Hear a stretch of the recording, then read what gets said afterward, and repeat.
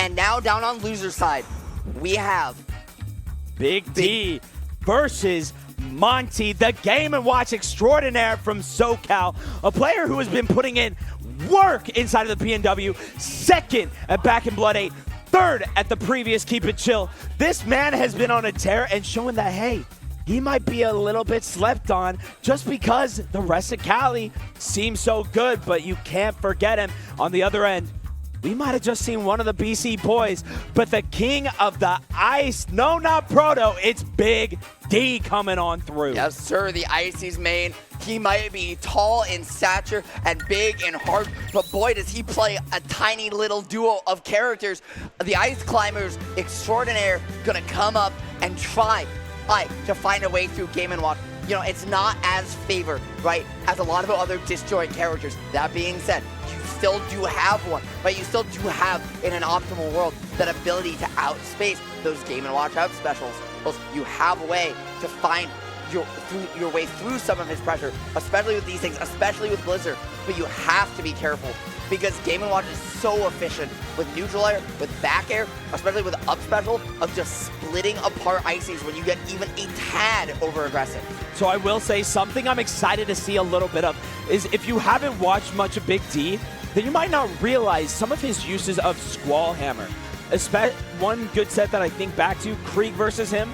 You'll see Krieg try to zone out with a sword, and Big D just finds ways to come up from underneath, rising, or come up from above. And so I'm really interested to see how he utilizes that different movement options and verticality with the Squall Hammer to punish some of the landings from Monte, because you're going to see him go for some pretty aggressive aerials at times to try to get something started. The other thing as well, right, that up air comes from an angle, right? It comes around. And what that means, Big D can drift back past Key and still swing through it to find a punish. Not a lot of characters in the game have that potential without perfect spacing. Big D still requires it, but he still has that ability to bait and punish, find creative pressure, find extra ways in, and still he's not called out by some of Game & Watch as excessive cheese. Now on the other end, of course, Monte going to be able to utilize some of these run-up shields, some of these weird interactions to pull in the Ice Climbers and extend their hitboxes so that all of a sudden, oh, you got a little bit too close, boom, pop that up B, as well as some of the edge guarding with it. And hitboxes that hit on both sides. Neutral air, down smash, up special, down air. Excellent tools for popping Ice Climbers. One goes left, one goes right. Bob's your uncle, and Big D's on Sopo again. That being said, that Sopo, no slouch. You all know it. You all love it. We've seen it do some incredible things in Bracket here tonight, and we are not done yet. And man, I'm excited. These two boys getting ready. Monte finally stepping up, feeling good, feeling ready. And I'm excited.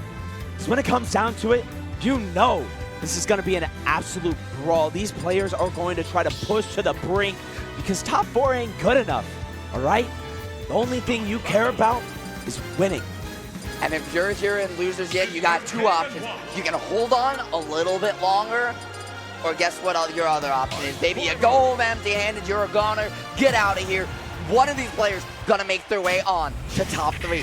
One of them going home here with a 4th place finish. It might not sound bad on the paper, but for both these two, it feels like a disappointment. And Big D, desperate to finally take home one of his region's most prestigious tournament series.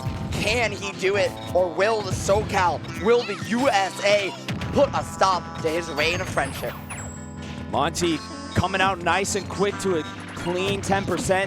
Smashville, of course, going to be the pick. Pretty good small stage for Big D to close in on Monte.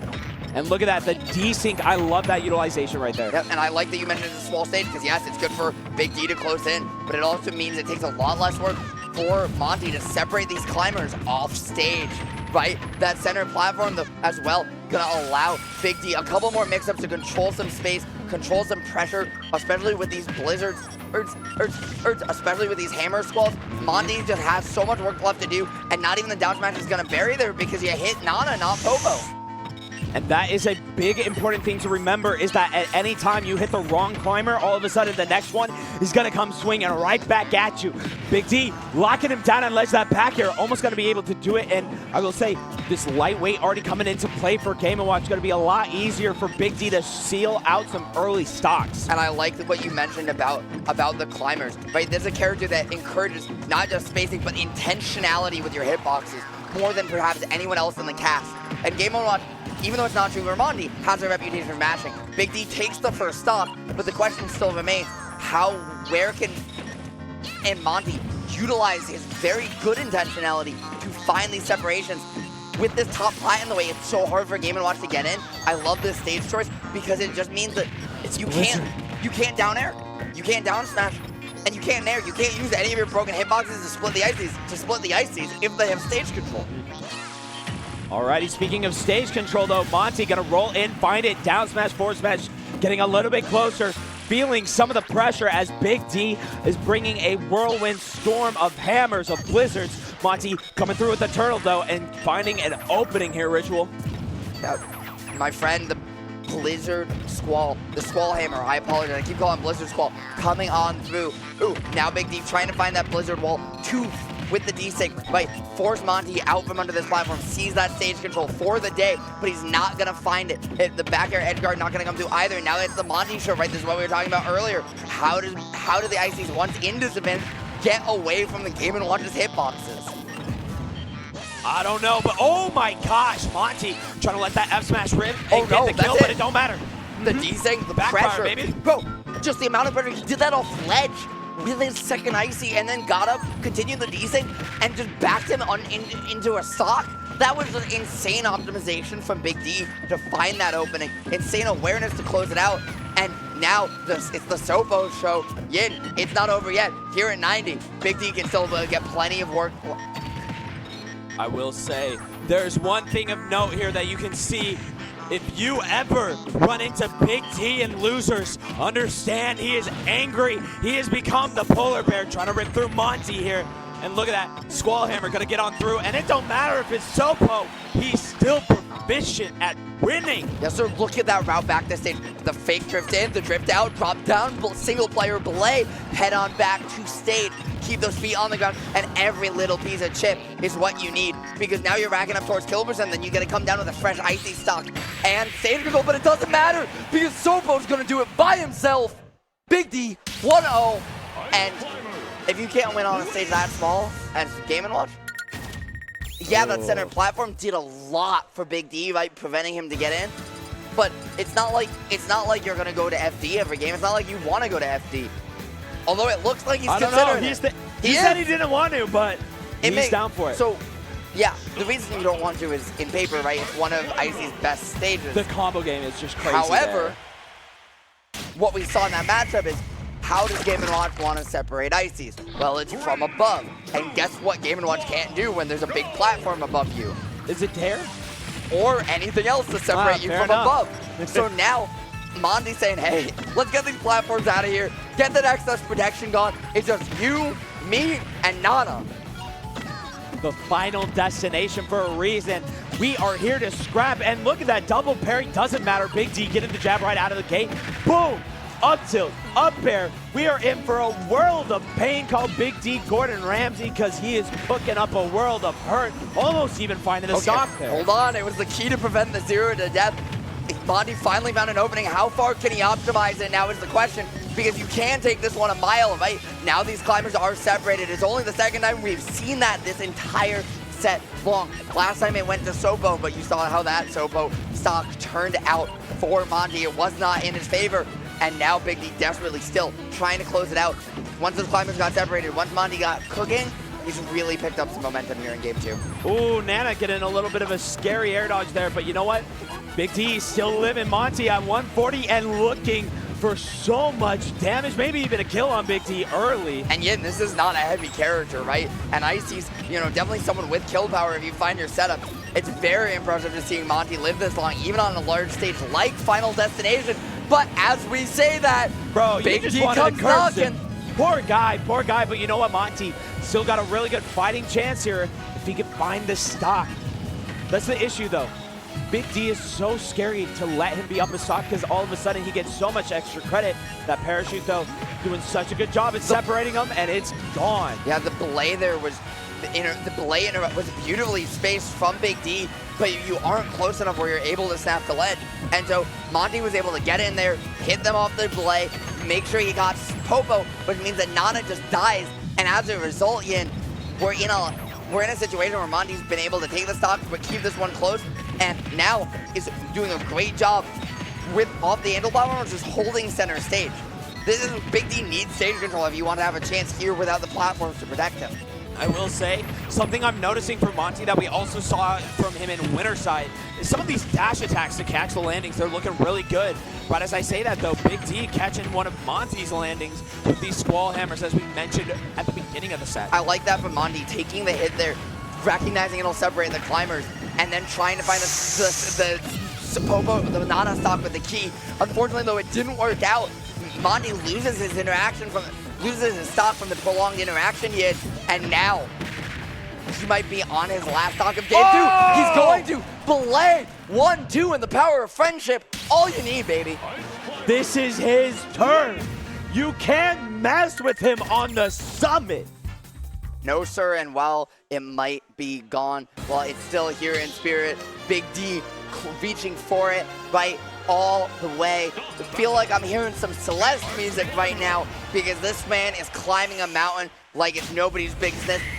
He looks like he's on a rampage right now. Since getting sent down to losers, it feels like he's been unstoppable. Again, it feels like he's locked into a different mode. You can see through his gameplay just how badly Big D wants this Grand Slam. He wants it. He needs it. But first, he has to finish off Monte and strike the killing blow. It won't be easy though. This man is no stranger to getting good wins. Not at all, but he's got to do the reverse PO to get there. And while he has an open center that's going to go to his favor, right? Monte can occupy stage control without being afraid of that platform. Right? Game & Watch wants to split you from the center and doesn't want a platform above you. Yeah, the platforms on the sides are annoying, but it does mean Big D has to choose between having the platform and stage control. Whereas on Smashville, on Hollow Bastion, right, he does just get both. Right now, Big D taking firm control of some of the stage control. And look at that, D-Sync, boom, you are out of here. I also love that up tilt to try to catch the air dodge in, but instead getting that Blizzard and going ahead, moving forward. Now, 49-72. Monte doing a really good job right now. Yep, Monte, they're trying to find the key, but not going to find it. The Blizzard, they're disrupting that forward air by breaking away that projectile. And now Big D gets to have his cake and eat it too. Positioning right at the interior edge of this platform to still threaten that center circle space, that epitome of stage control, while still getting a play under the platform. Once he took it, he found the key, positioning-wise, to success on this stage, and he hasn't looked back. Monte is desperately clawing for anything here, trying to find the opening, but Big D just has not let him have it.